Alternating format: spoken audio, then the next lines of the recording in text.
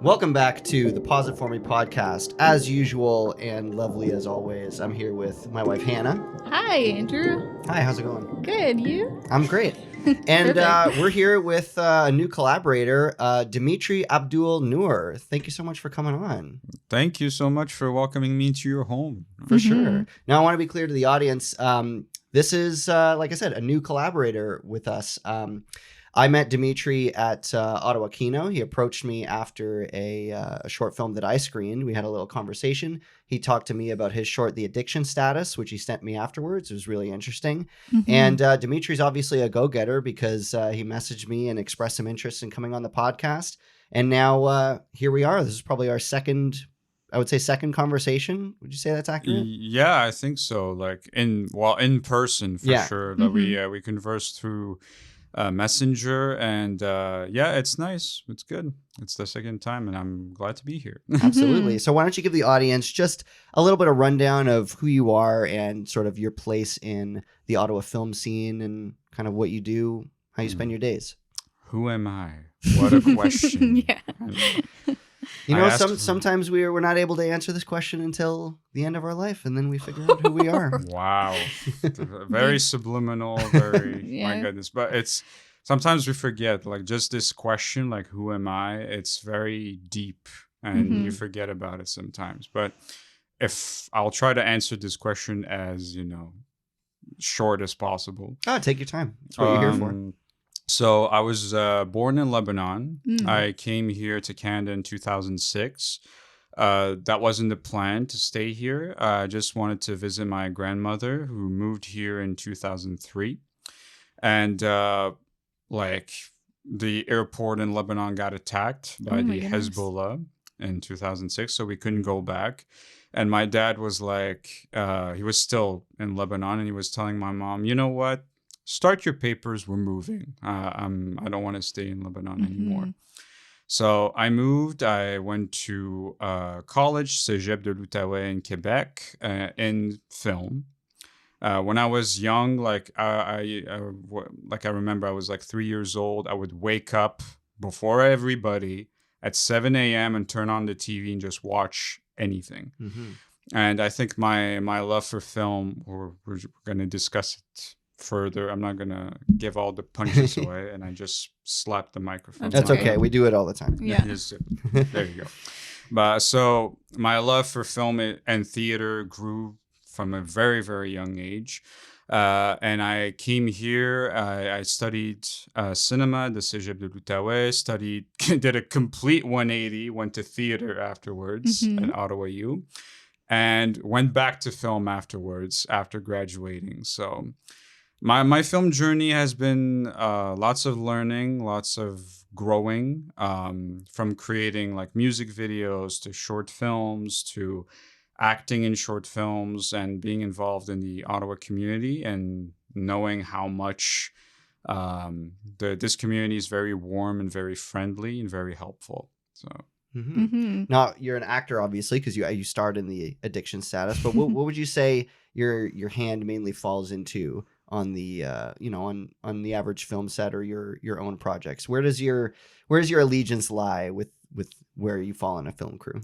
Well, mainly I wanted to just do acting. That was the thing that I wanted to do, but I found out pretty fast it's good to wear many hats in this industry, because it's, as an actor, like when you have an agent who submits you for auditions and stuff, the thing where you have to wait for your big break. I'm just waiting for that one phone call. It's in someone else's hands, not your own. Yeah, that's what it is. So very quickly, when I was in Cégep, honestly, I didn't like my experience in Cégep. I'm probably not the only one.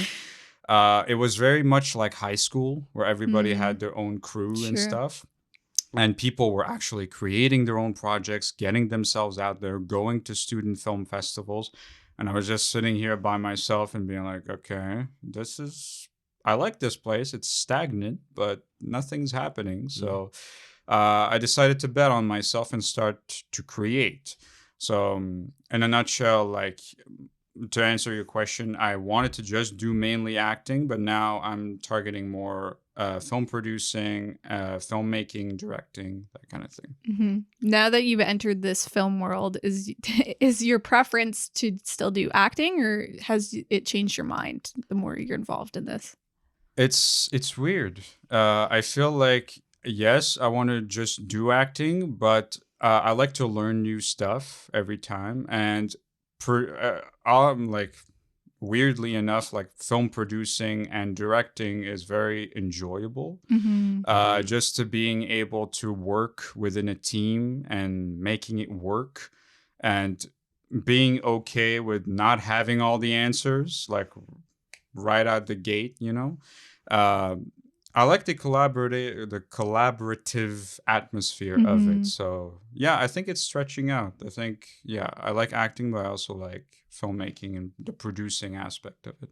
Definitely. Producing, it can be a lot of fun. Like I like producing when I'm just producing and I'm not producing and also trying to direct and DP and all that. Yeah. But like I find often often producing is almost like planning a really intense party, where it's like, okay, everybody needs to come here at this time and you're taking care of the cups and you're taking care of ice and all that. And everybody's got their own department and it's going to be this time to this time and it's going to be a blast and it's going to be over, Yeah. It's an important part of it is, planning.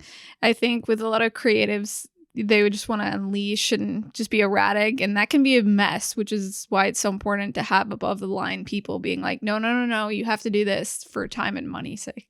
Yeah. No, it's true. Like, especially for the addiction status, I haven't directed like a short in like a year or so because of the pandemic, and I was just getting back into the realm of things and stuff, and like to the point, like at one time we were filming in my church, and I forgot to say, okay, everybody, let's go, and he's like the sound mixer tells me, you're the director, you're supposed to yell action. Like literally I forgot just this small out of practice thing. Yeah, but it's just getting back into it, and it helps to be surrounded by people who actually know what they're doing so they can assist you. And so like at the beginning I was really like, oh my god, I should know this stuff by now, like come on. But my crew was very, very supportive and they helped me figure it out. It's always important to learn in this. You're always learning, and if you think you're not, then maybe you're a little stagnant. So it's good to just be pushing yourself like that. Yeah. So on the day-to-day front, what keeps you busy with filming? Do you do filmmaking as your day job? Do you have a separate day job, or where do you fall with that? My day job, I work for the city of Ottawa. I work as an admin clerk for the Department of Children's Services. I work specifically with childcare subsidy applications. So people who want to apply for, like, they're trying to find daycares, the costs are too high. They apply for childcare subsidy, and we look over their application, we help them out, and that's my day job. And thankfully, I work with awesome people at the city, and that's my day job. And then I use that money that I'm making from this day job to invest in my talent in acting and filmmaking. Yeah. Awesome. That can be nice to have that stability, as a creative. Sometimes if you have like a professional creative job, there's a lot uncertainty about it. So working for the city, it must be really nice to just have that security. It does, but also like you have like a couple of identity crises that happen sometimes where like, okay, what I really want to do is filmmaking and acting, but I'm held back, but not necessarily held back, but like, okay, I have this job at the city, I can get permanency, I can be set, like I can have money coming in, and like, but what should I do? Like, should I move to Montreal? Should I stay in Ottawa? Should I do, like, you keep asking yourself all these questions, which happens from time to time, but yeah, we're here. I think that's just part of being human, is stuff like that. And I'm almost jealous in a way of you getting to do a day job that does not have to do with filmmaking, because I work in corporate video, and so I film and edit day to day all day, and so it's a great job. But at the once 5 o'clock hits and I come home, the last thing I want to do is This more video filmmaking? production. Oh wow. Okay. So Yeah. you know, you can not be burnt out. yeah, exactly. Uh-huh. So getting to do something different in your day to day, I imagine, can almost make the filmmaking taste that much sweeter when you do get to do it. Would you say there's something to that? I think so, because you miss it, right? Mhm. Like you want to Absolutely. get back on set, especially like when you try to do acting and filmmaking. Like when you want to. I'm a very like I like to grow within the field that I'm doing, and I'm as a lot of people and a lot of artists. I'm a perfectionist and I'm impatient. Mhm. Two qualities that are very like they hit against each other, so to speak, and like you feel like you get stagnant and you want to move in your career and you want to like okay, I want to book this job, I want to be known, I want to do press for movies and that kind of thing. But well, I'm a as I talked about, like I'm a religious person, so I Mhm. trust in God to Hmm. he knows the timing and he knows what's best for me. So what I Mhm. necessarily want, I don't know if I'm even gonna get it right. I might. He might give me something better, and I don't know. So Yeah, that's true. You know, you never know how life works. You know, you might meet someone, it might seem like a random connection, and then it leads to something more. Mhm. That's just the way life is. And, you know, you move small little inches every day. And then when you look back, it seems like a lot. You know, it seems very slow day yeah, to day. So, no, it's true. Yeah. Now we're obviously bouncing these days between a movie discussion podcast and a filmmaking podcast. So I'd love to know, what are 3 films that you feel like describe your taste in movies, whether it's just the movies that you like to watch or movies that you sort of like genres that you go after with the filmmaking process. Can you Mm. care to comment about that? Yeah, for sure. One movie that I really like, and I think I mentioned that to you, is Everything Everywhere All at Once. Yeah, great definitely. movie. I really like the fact that it's like kind of like an indie crew that came Yes, together very to make small. this gem. And I really like experimental stuff. I feel like you can tell a lot of stories with just like an image or just an action that an actor does. And like, my goodness, this movie, I just watched it with my friend because or my friend, his name is Sébastien Cyr. He has a YouTube channel on the Gatineau side and he does like film reviews. And one time we did a coverage on the Oscars of last year, and not 2 years ago, actually. And we were, you know, commenting on we try to watch as much movies as we can for the Mhm. Oscars, but Sure. sadly, like you can't It's watch tough. everything. Yeah. Like it was There's a lot. Yeah, like you have so many documentaries, so many animation movies, so many features that are 3 hours long Yep. most of the time. So we tried to do coverage like that, and I don't know where I was going with this, but Everywhere. Yeah, yeah, Everything all at Everywhere once. All at Yeah. Once. We watched it together, and just watching it at home, I was in catharsis. Mhm. The editing, the special effects, Mhm. the way things move so quickly, I was like, "Whoa, my god!" Like my brain was gonna blow out. And like when the movie ended, I was like, Yeah. Yeah. Those movies that inspire you, Yeah, like they just very high fire you up. it was concept. so good. Like this, like I think it was the first time ever I felt hyped after a movie like that. It was so great. Uh, so to answer your question, Everything Everywhere All at Once, prefer the indie filmmaking aspect of it, and Mhm. also the experimental aspect of it that I really like. Um, the second movie that I would, I think I told you this too, is Zorro Mhm. from 2003, because it was the first movie I ever remember watching vividly in a Mm. cinema in Beirut in Lebanon. I was very young at the time, and I just liked that's what opened me to do action stuff, like being involved in action and fight Mhm. scenes and the story you can tell with your body and like the journey of a hero, you know, like oh, he has to save the princess and like he's gonna battle all these people to save her, and just the banter between him and his wife and like romance stuff. Mhm. Very dynamic movie Mhm. experience. It's a very dynamic movie experience, and Antonio Banderas, madly underrated actor. Definitely. Catherine Zeta-Jones, it was my crush when I was young. Oh my goodness, and she's still hot. I'm just saying. It's just me. That's my preference. But I just love this movie. Have you done any sort of fight choreography yourself? Because obviously it seems to be something that you're very drawn to. Yeah, I did it once on a whim, like when we like my first ever short film that I directed was like a small fight scene between a karate man and a ninja fighting off a gangster. That was the premise of the movie. Sounds awesome. And back in the day, I used to do karate, so Cool. I was involved in the fight scene of it aspect. It was, I like every first short films, it was really bad.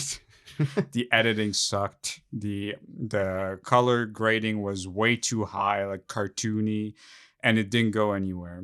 And when I auditioned for the movie The Silencer, the short film The Silencer, with Julian Bate, he was looking for a fight choreographer. So we did something really simple. And that movie is a thriller with like spies and guns and fighting. So I liked it and I did it. And so it's mostly like, and I took classes for fight choreography.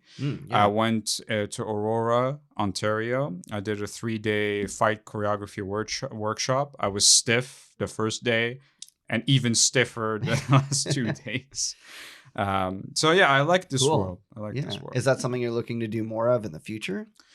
It's on a more fun basis. Sure, like because it's like I don't want to be like a stuntman. You don't want to make a career out of it necessarily. Not necessarily. I want to be able to do it, like being an actor who's able to do his own stunts if need be. Sure, yeah. Because I really love like mocap classes that I took in Montreal. I took fight choreography workshops. Like, I love just telling a story with my body and the words that I tell. So It seems like you're a really visual storyteller. Like, so everything, everywhere, all at once, that's extremely visual, how it portrays, stuff like that. And same with Zorro, it's very action-based, very physical. What do you think that translates into your own work? Ooh, that's a very good question. I think because I like visual stuff, it helped me like push the envelope a little bit to see, okay, a lot of the movies that I see are very safe. It's a lot of the same stories happening, let's say in an apartment or there's 2 people talking, or there's not a lot of from what I saw, there is a lot of movies out there that I know, like Julian, he talks about a lot in his movies, a lot of very inner stuff, a lot of problems like alcoholism and stuff. I want to stretch that and use the medium of cinema to tell stories about important stuff like poverty, like addiction, and faith even.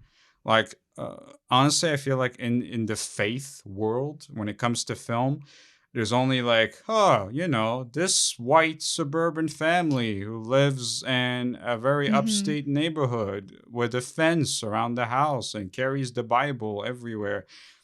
It's a little narrow. It's very, very narrow. Yeah. I mean, I definitely have a problem with that too. It doesn't feel as realistic, but I think maybe it's watered down for a general audience, most appealing to the most amount of people, and that's how they get funding and it's able to get made. But definitely it's very broad.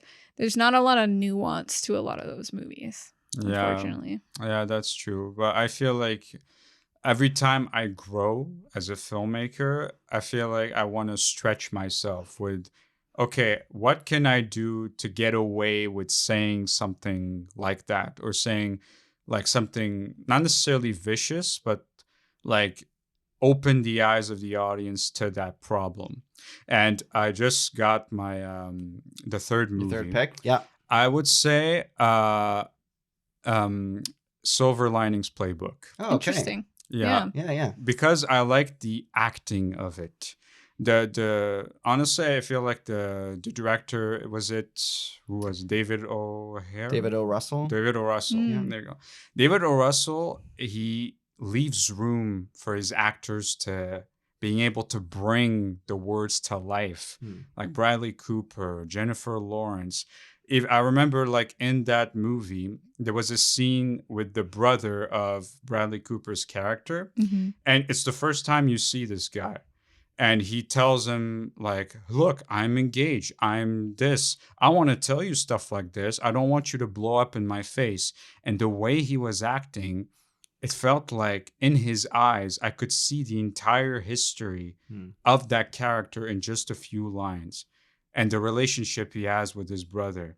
And when Bradley Cooper's character just puts his hands on his shoulder and say, like, and he says, like, it's so good to see you, brother. It's like so heartwarming. I feel like you see the evolution of the character, how he grows from where he is. And it's amazing. I like that. I want to provide like a safe environment for my actors and my creatives to be able to work. I have like I like to be prepared, like having a storyboard and having everything planned out. That's great. And my crew are just like adding to it and adding their own sauce to it. So creating that nice collaborative environment. That's really is important.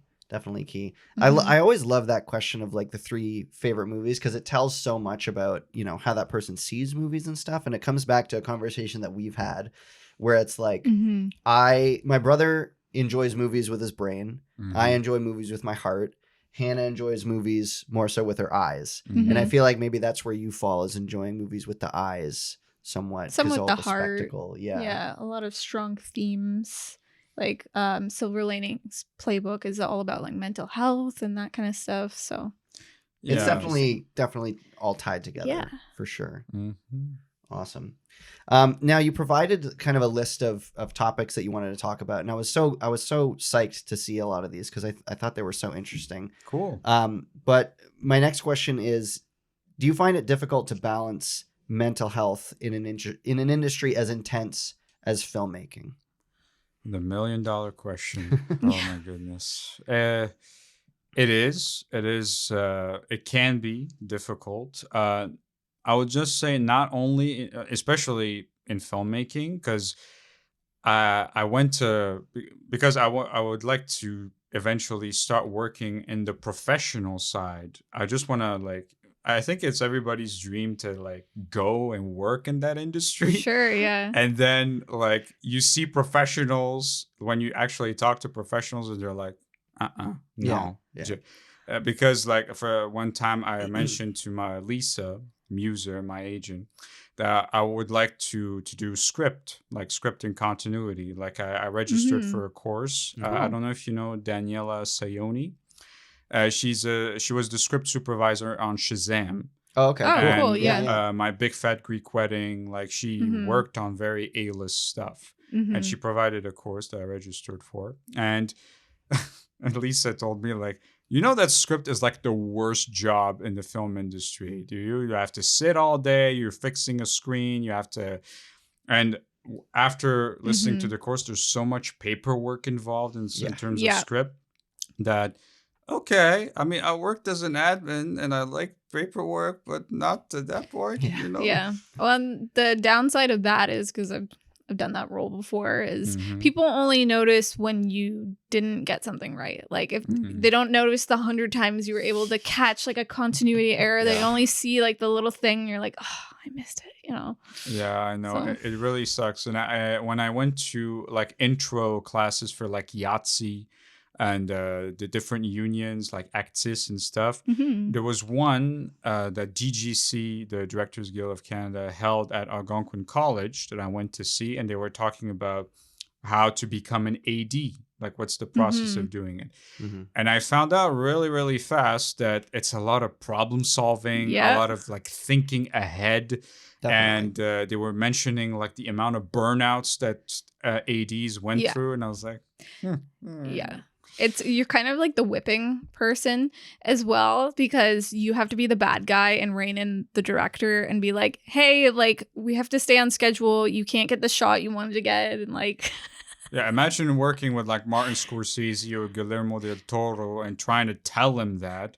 Yeah. Or to the point that they're like, oh, you have to go through the producer in order for him to say to Guillermo, you can do that shot. And like the amount of like bureaucracy that is involved in it sometimes. And even like as a normal PA, that's like the answer to everything. It's like, oh, you want to get started in film production? Start as a PA. It's not as simple as it sounds, though. No, it's not. Because everyone wants to be a PA and start out that way. Because at one time there was one of the ADs. He mentioned he started as a PA, and his only job was to hold a stop sign at the end of a road, and he stayed there for like 12 hours, and that was his job. Yeah. Yep.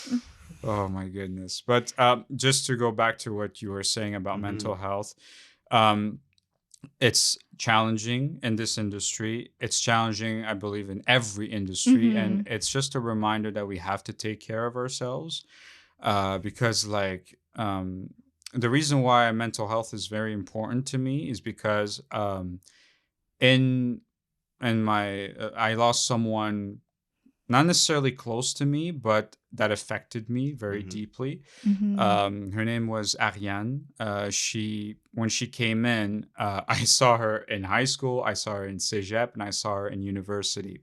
And she was a very artsy person. Like she did drawings on her, like inside of her room. She used to do yoga. She has in a happy relationship. And you know, the people that do yoga with the pose and they take a picture on Instagram. It felt like, and she was very active. She liked hiking and everything. On the surface, you would think there's nothing wrong with this person. For sure. And then all of a sudden on Facebook, I received the news that she passed away. And it really, really affected me. Because, yeah, I didn't know her, but I saw her, and to see that she's not here anymore is weird. For sure. And that's why, like, I want to advocate for mental health, because when I was working at the Ottawa Public Library, there were some days I was just walking and would just bawl my eyes out. And like thankfully we had LifeWorks, which is a platform that you can call and just talk to someone immediately. And I feel like through film is a good medium to talk about mental health. Absolutely, yeah. And it doesn't have to be super dramatic even. Like there is a way, like in comedy, to tell the story. Silver Linings Playbook is like, it's a drama, but it's also a comedy. Definitely. To see that. So yeah, it's important. Yeah. And I mean, it's good to be active, especially in filmmaking, and put yourself out there. But you also got to take the time to rest, take the time for yourself. And like one thing that I'm bad at, maybe I should take my own advice, is when you do something like this, where you bring filmmaking into your home space and set up a podcast recording in your living room / dining room, now this becomes the workspace. And when you're sitting on the couch trying to watch a movie, now it's like, I feel like I'm in my workspace and I need to get more done. I'm sitting here watching a movie. I'm not being productive. I got to get up and do something. For sure. But it's important to turn off that switch in your brain and be like, no, I need to not do something right now. I need to do nothing for myself. Yeah, it's really important. And I'm sure you guys want to travel. You want to see the world. You don't want to just stay here and not do anything, right? You only live once. So yeah, it's interesting to find the balance between work, because you have to live, and then having the creative projects and, you know, taking time for yourself and all that kind of stuff. It's definitely a hard balance, but that's the same for everyone, you know? Do you guys find it difficult to manage that? Because you guys both technically work in the industry. Yeah. So trying to find like, okay, this day we're going to have like date night. Do you guys do that? Or a lot of our relationship is kind of like a mix of work and not work. Yeah, sometimes it's just being like cognitively aware of what we're doing. It's like, you know, if a couple days ago we were out and we got hungry and we were together, just the two of us, and we happened to find ourselves at a restaurant because we needed to eat. But it's like being able to recognize like, oh, it's not like we just wandered into a restaurant because we need to eat. It's like, hey, we're on a date now. Let's enjoy Yeah. this as a date, because that's what we're doing. For sure. And like I work from home mostly, and you work from home quite a bit, and Yeah. just seeing each other during the day while we're working and at night, you have to find that balance between, creative work, and relationship. And it definitely gets muddied, but Are you a fan of Rihanna? Work, work, work, work, work. And yeah, it's definitely it's equally difficult for us because we now do creative side projects together. So, occasionally. Yeah. we're together a lot, but thankfully, I don't want to speak for you, but it's Yeah. really difficult for me to get sick of you. Oh, Which is okay. great. I was Yeah. about to ask. I was like, do Yeah. you guys get sick of each other? Well, no, Not usually, no. we just came back from our 5-year anniversary trip to Italy. We were in Aw, Italy for 2 weeks. congratulations. And I was totally ready to like land back in Ottawa and be like, we just spent 2 weeks together. Let's have some time apart. But like the Yeah. first thing that I wanted to do was like, let's sit down and watch some movies. And Yeah. yeah. Well, we started out as friends, and we met in film school, so we were students together. So Nice. doing creative work together has always been a part of our relationship since the That's beginning. true. Way before we were together romantically. Mm. So that, lends itself to like, we'll get frustrated at each other, but like Who doesn't? yeah, like so, working as students together on a group project, and then, doing this now professionally, it's I think It's it kinda prepared built us into pretty our well. DNA. Yeah. Mm. Again, it all comes back. Like we Yeah. gotta take the time to be like, okay, we're Yeah. not gonna do production stuff right now. We're gonna relax. We're gonna go for a walk. Yeah. Gonna go to the library. Mental go to the health's gym. important. Yeah. Yeah. Mhm. Definitely. Definitely. So on that, just speaking of sort of like mental and internal troubles in the film industry, do you experience a lot of competitiveness in the film world? I feel like the world that I'm in terms of filmmaking, is pushing that envelope of competitiveness, and indirectly it affects your mental health. Sure, yeah. Because I don't know, like, because I feel like when you use art and you industrialize art, Sure. it doesn't have the components of healing and therapy anymore. It's an engine of That's making true. money. Yeah. And I can't imagine what those big time directors are trying to do to get that Academy Award, and all this blood, sweat, and tears that all the actors, what they're doing to their bodies in order to just have this statue. Mhm. And I'm not ashamed of hiding it. I want this statue too. Sure. Yeah. I want to be able to be respected for the work that I'm doing Mhm. and get recognition for it. Absolutely. Like, I'm an actor. I have an ego. What can I say?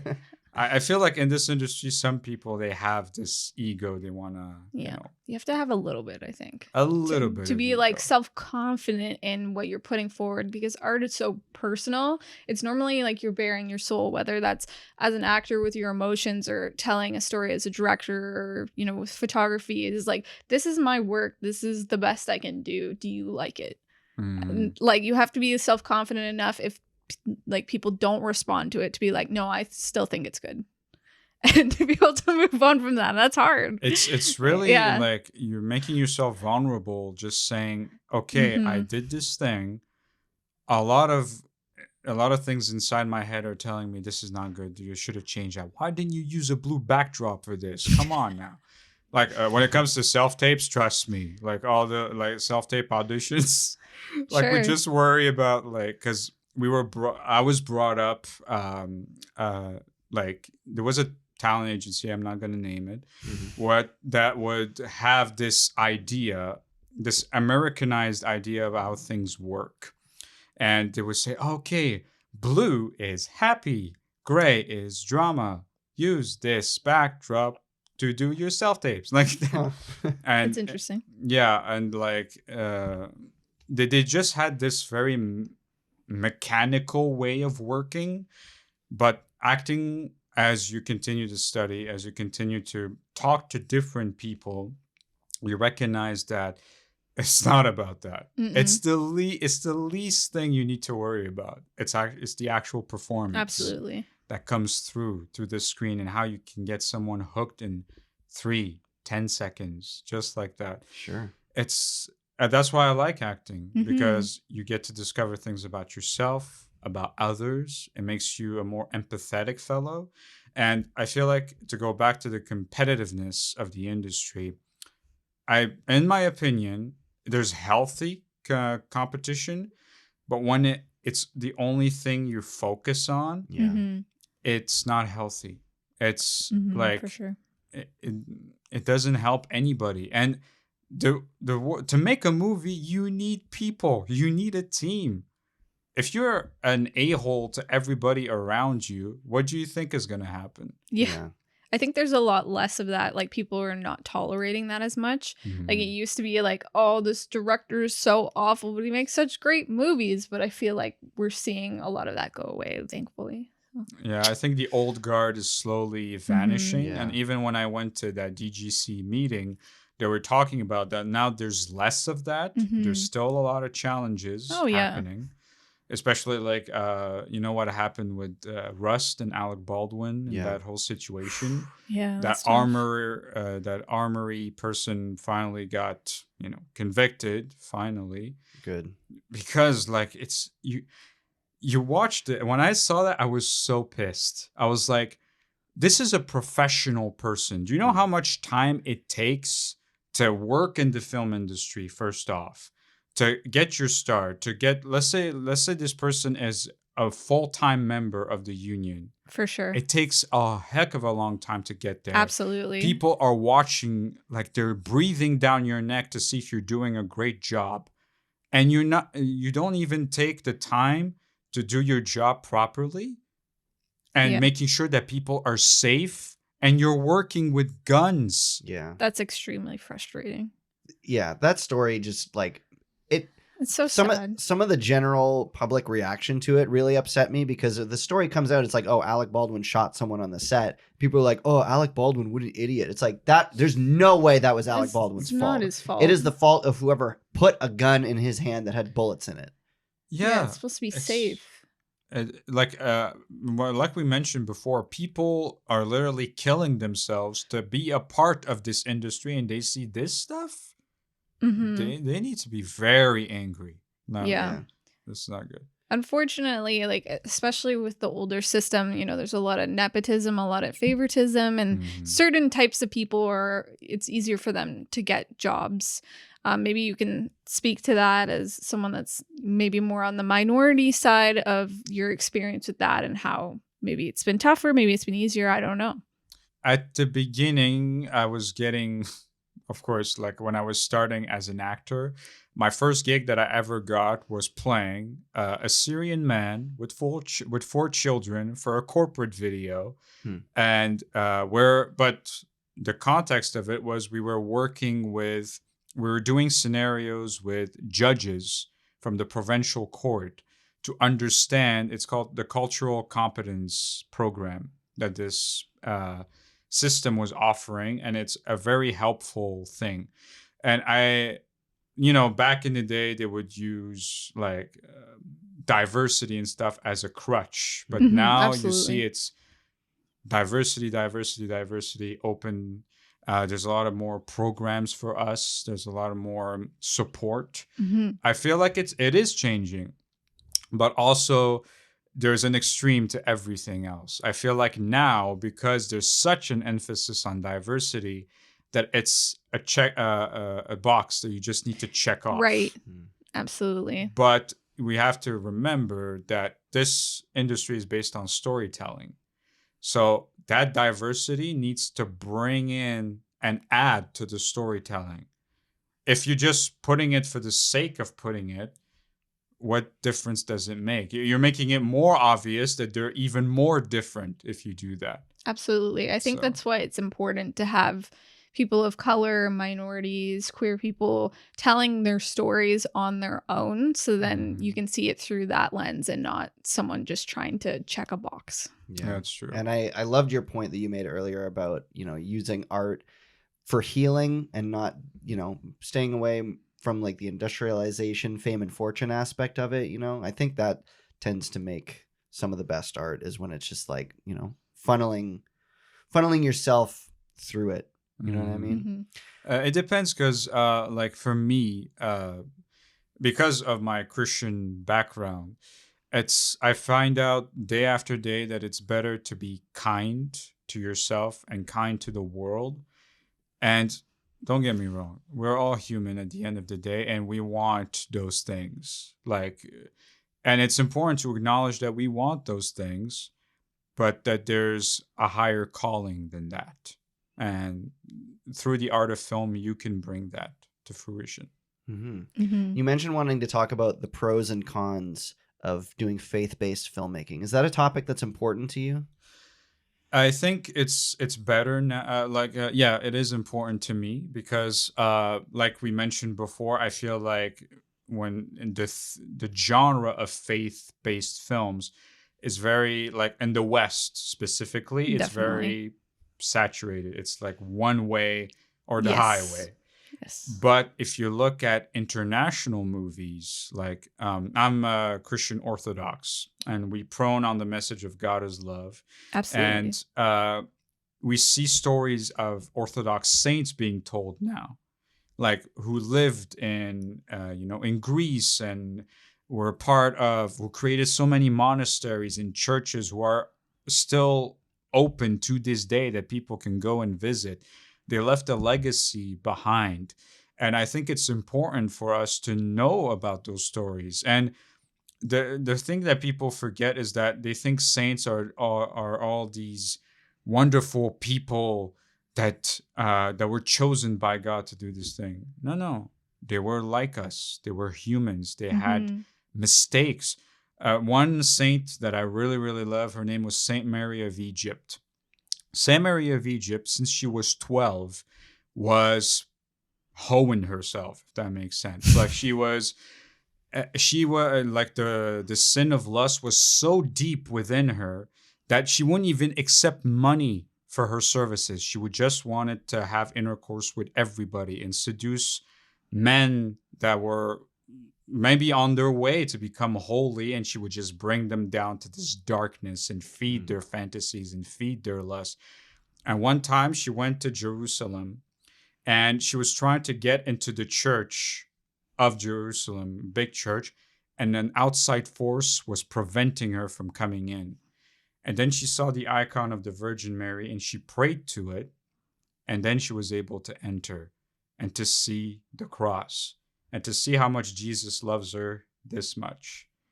And she decided to go into the desert and live there for 47 years and repent. Imagine living by yourself in a desert, trying to find food there, and just you have yourself and your soul only. And it's a very inspirational story to me that I feel like people would get behind if they saw it in a movie, right? How would you say your faith affects your personal filmmaking and your personal filmmaking journey? It affects my personal filmmaking journey by keeping in mind the importance of the message of that I'm trying to tell through the movies that I'm doing, and being like trusting in the message that I'm saying, no matter how much stuff I can change in the movie that I want to do, how much the shot which should be so perfect and so like this. I just have to stick to my guts, stick to what I believe in, and throw this movie out there and see what happens. And now I'm learning more to be more strategic with it, but it's a learning curve. I mean, you grow as a person, you grow as a filmmaker. It's the 10,000 hours kind of thing. Like the longer you work towards something, the more insight you have as to how you should be doing it. Right? Yeah, it's really to trust what I'm doing and trusting that no matter, like I can change this 1,000 times, but I'm sticking to it, and I'm believing in the project that I'm doing. And I think faith helps me do that. If it's like a message you want to tell, if you want to explain something that you've been thinking about, you want to get that message out there. Definitely. Yeah. Wrapping up on our conversation here, what's next on the horizon for you? Whether it's 2 weeks from now, 2 months from now, 2 years from now, is there something you're looking forward to? Something you hope to happen? Right right now, the Addiction Status, my short film, is going to be played at the Digital Arts Resource Center on March 22nd. Awesome. At 3 p.m. So I'm looking forward to that. Mm-hmm. I'm looking forward to the shoot that I'm going to have later on today. Honestly, I'm playing it day by day. I am Definitely seeing what's happening, new ideas arising, new people, Yeah, meeting new new people collaborators. For today, sure. new collaborators. And yeah, I'm just excited to see what happens for the future. New projects happening, new people. That will be it. Yeah. Awesome. Now, if our audience wants to find some of your work or maybe reach out to you for potential opportunities, where can they find you?